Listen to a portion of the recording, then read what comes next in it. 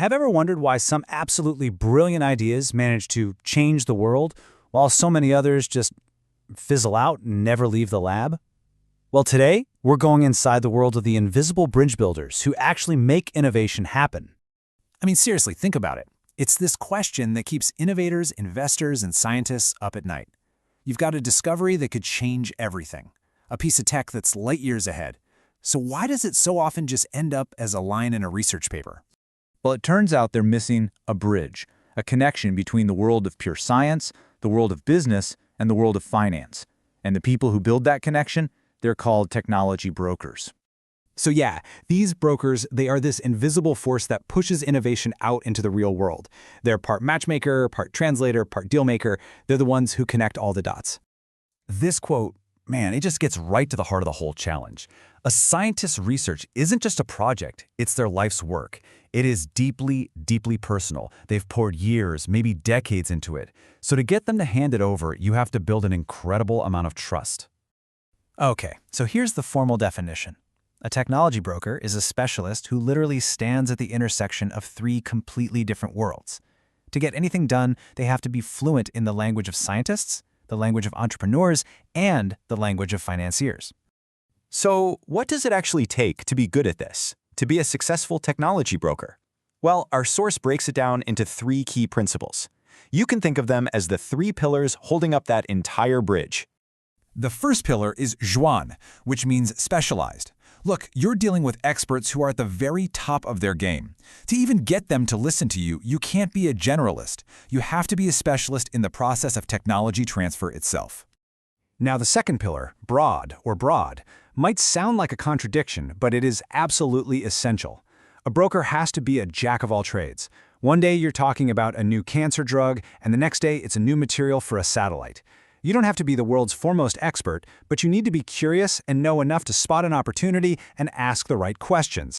And the final pillar is age, meaning collaborative. And let me tell you, this one is non-negotiable. Technology transfer is a team sport, 100%. A single deal can take years and involve dozens of people. For a broker, their network isn't just a list of contacts, it is their single most valuable asset. Okay, so we know who they are and the rules they play by. Now, let's actually walk through the process. How do they take a fragile idea from just a concept in a lab and shepherd it all the way to a product on the shelf? At a high level, the whole journey kind of follows these 4 steps. You start by finding a promising new technology. Then comes the really hard part, the due diligence, vetting the idea. After that, it's the delicate dance of mediating a deal. And it doesn't end there. You have to stick around to provide follow-up service to make sure it all works out. Now that second step, vetting, is where a great broker is worth their weight in gold. See, their job isn't just to say yes, it's to say no.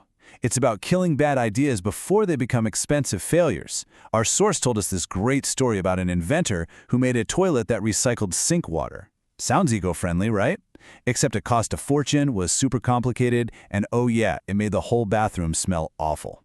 A good broker is the one who steps in and saves everyone from that disaster. That 4-step process looks nice and neat on a slide, doesn't it? But reality? It's always messy.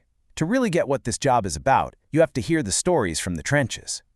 This quote just sets the stage perfectly for our first story. It's a classic cautionary tale. We're talking about a technology that, on paper, looked like a guaranteed slam dunk, a total game changer. So this slide really tells you everything. On one side, you have this mind-blowing digital PET scanner. I mean, it's 4 times more powerful than anything else on the market. Truly world-class science. But on the other side, you see the fatal flaws that just sunk the whole thing. The intellectual property rights were a complete mess, the brilliant scientific team had zero interest in running a business, and it depended on expensive hardware from another country. It's the perfect example of a brilliant idea that just couldn't survive in the real world. Okay, so this next story is a real roller coaster. It actually starts out with a huge win. A broker helps a rice company figure out how to turn its waste into valuable glucose syrup. It's a massive success. So the owner gets ambitious and wants to aim even higher, turn the other leftovers into a high-value medical product. The broker works their magic, connects them with university experts, finds a major investor. A massive 516 million yuan project gets off the ground, everyone's celebrating, and then disaster. The investor was a total fraud, the money disappears, and the entire project just implodes overnight. So what's the big lesson from these stories? It's that a broker can do everything perfectly. They can find the tech, build the team, structure the deal, but they are operating in a world full of human variables and outside risks that they just can't control. Success is never, ever guaranteed. And that brings us to what is probably the single most important takeaway from all of this.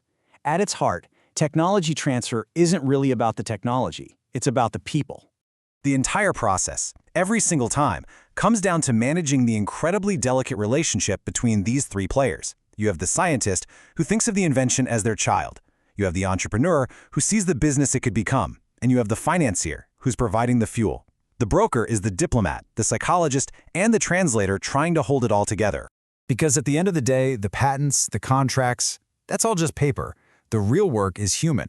It's about bridging the huge gaps between different mindsets, managing egos, and building that deep, profound trust that allows a scientist to finally hand their child over to someone else. That is the real art form here. What this all shows us is that even the most revolutionary ideas need a human bridge to have any chance at becoming a reality. So it makes you wonder, right? What incredible idea, what amazing potential is sitting right now in a lab or a notebook somewhere near you, just waiting for its own invisible bridge builder to make that one crucial connection.